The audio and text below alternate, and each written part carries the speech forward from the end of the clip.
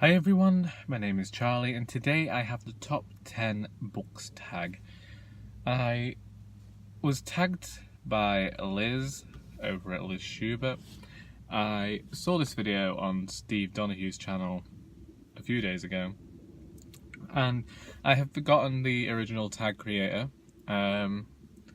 Exceptionally apologetic about that, but I will leave details in the description. Apparently this is a tag for a person, a booktuber, to list their top 10 books, and Steve talked about the difficulties in rounding it to just 10, as did Liz.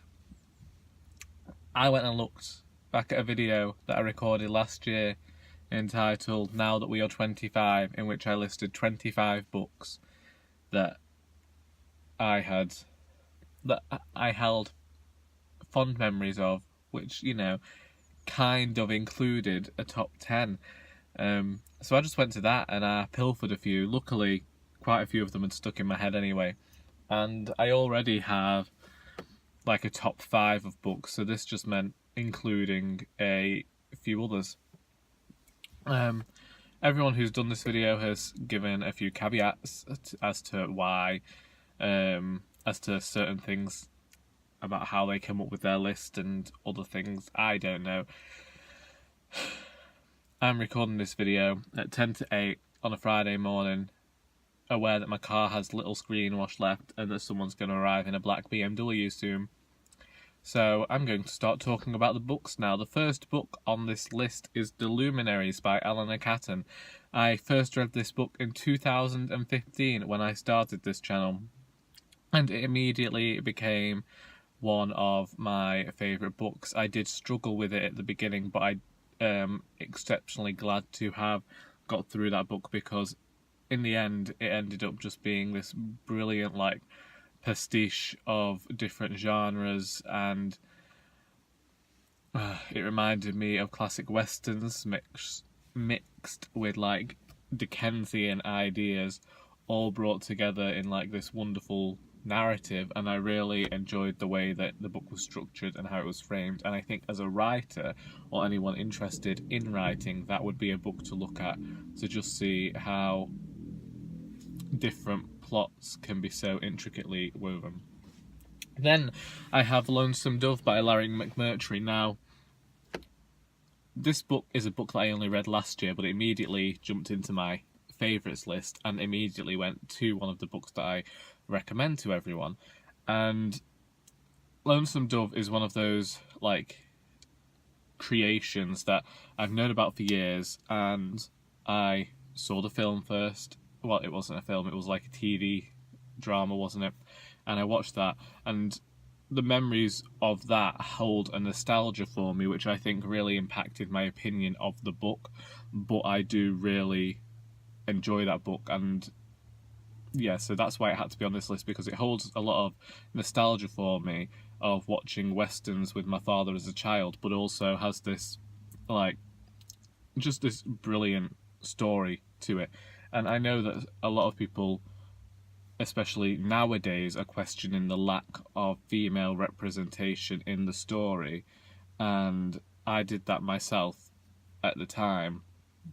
But I do have to look at it as a tale of what the story that we're getting written here. But yeah, I thoroughly enjoyed it. I think it had moments of comedy and pathos and was just fantastic, really. And I'm probably not going to... I'm going to try not to do this for everyone. Next, I have Furiously Happy by Jenny Lawson. Basically, 2016, I had the period of unfathomable sadness in which I spent quite a few months not reading and not writing. And this was one book that actually inspired me to take a creative break. I read this a few times because it was a book that I just found uplifting. And I have made the first book that I read each year, and I do still find it a book that makes me laugh, and just I think it calms me down a bit. And yeah, so I really like this book.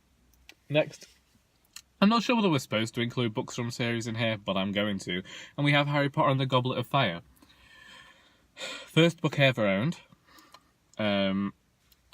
I shared this book series with my grandfather before he died after the 5th book, and it's a series that really helped me process grief, but this was the book that, like, again holds the nostalgia, as it is the first book I ever owned. And yeah, it was like, I think people don't like to admit that they were part of like the crowd of people who were reading Harry Potter at the time and enjoying themselves, because it's not really like fun to say you jumped on a bandwagon, but I jumped on that bandwagon and I had a fun time. Next we have The Trouble with Goats and Sheep by Joanna Cannon. Again, another book that I only read recently. I only read at the end of 2016, but it is still a book that it just does everything that I need to see in fiction, and it's a book that I recommend to so many people.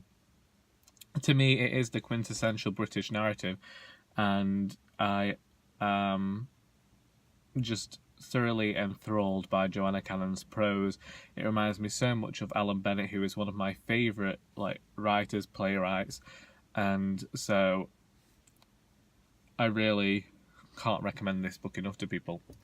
Next we have Stardust by Neil Gaiman. I looked at all of the Neil Gaiman books because I knew that I had to include him on this list. He is a go-to author for me, and I looked at his longer works and the books that I have probably thought their stories are told better, but Stardust is the book that I've reread a couple of times, and I just really enjoy the way that story is told.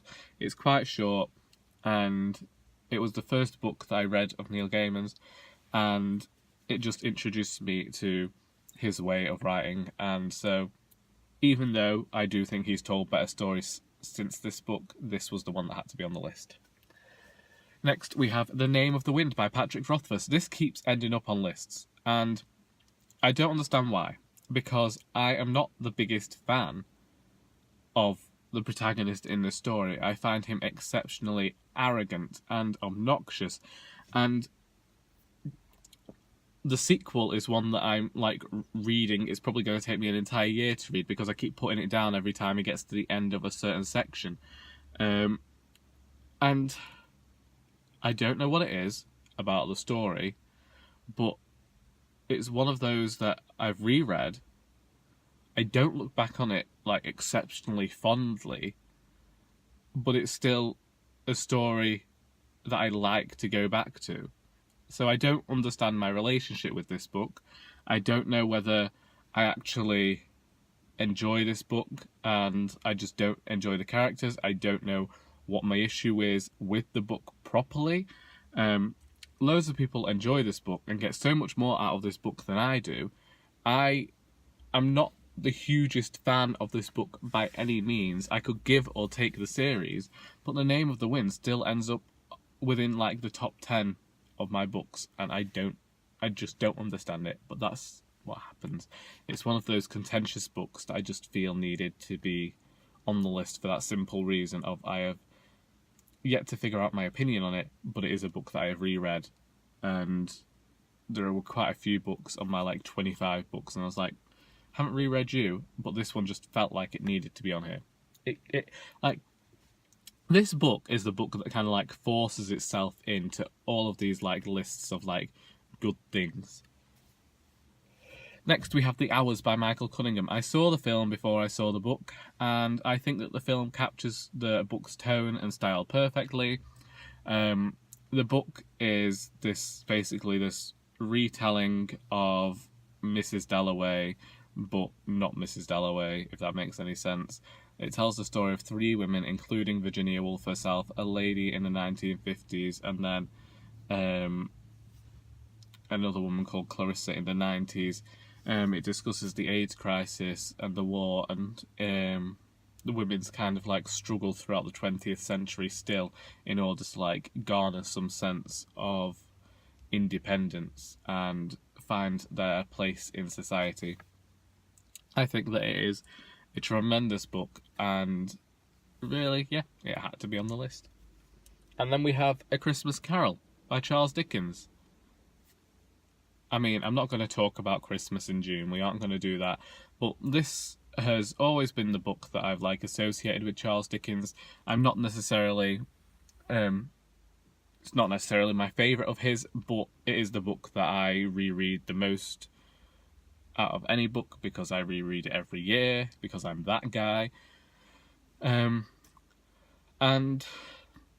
it's probably my favourite story for Christmas. Every single sitcom has used this story as a framework for their characters in the past. Indeed, even soaps have taken to do that. Dramas have done that in the past, and it's like inspired a lot of readers, and not even readers, a lot of people to go on and use that framework to tell their own stories. And I'm making it bigger than what it is. It is this fantastical story written by Charles Dickens at Christmas involving ghosts and the like. But I thoroughly enjoy it. And finally, we have The Lacuna by Barbara Kingsolver. I struggled to find a 10th book here, and I realised that this was the book that needed to be on the list. As soon as I saw someone mention, was it Liz who mentioned Prodigal Summer by Kingsolver, and I was there and I understood that I needed to include The Lacuna, because The Lacuna is the first book of hers that I read, and it tells a fictional tale about a fictional author, but it was told so well that afterwards I went and researched whether that writer actually existed, despite the fact that at the start of the book it says he doesn't.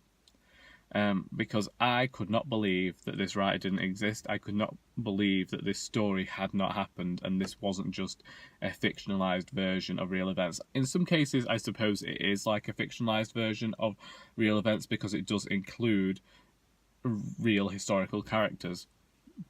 But the way in which it's told and the research that has gone into creating this fictional character is exceptionally well done. And I didn't question it for a moment. I didn't question the character's attitudes towards certain people within society. And I think that it is one of those books that quite a few more people need to read. I still haven't read the Poisonwood Bible. I still haven't done that. Anyway, them are the 10 books that I have chosen. I'm not really sure why I was choosing them. I'm not really sure what's happening. Liz did mention some sort of list. Should I tag people, or should I just put it in the description? I'll tag... Yeah, I have people in mind, so let's just go it. Beth Chatsbooks, I want to see yours. I want to see Sam's Nonsense. Dane Cabane, Dave over at WildeReads. Did I say Lisa West Coast Reads? All the people I usually tag can be tagged, and then even Katie at Books and Things. I'm going to tag a few people, and I'm going to shove them all into the description box. And I want to see your top 10 books. I want to see them. I want to see what books you choose, and why, and we can all have a fun time. Anyway, I'm going to disappear now. Sun's disappeared, so I'm going to disappear. I hope that I got something out of this video, and until next time, that is all.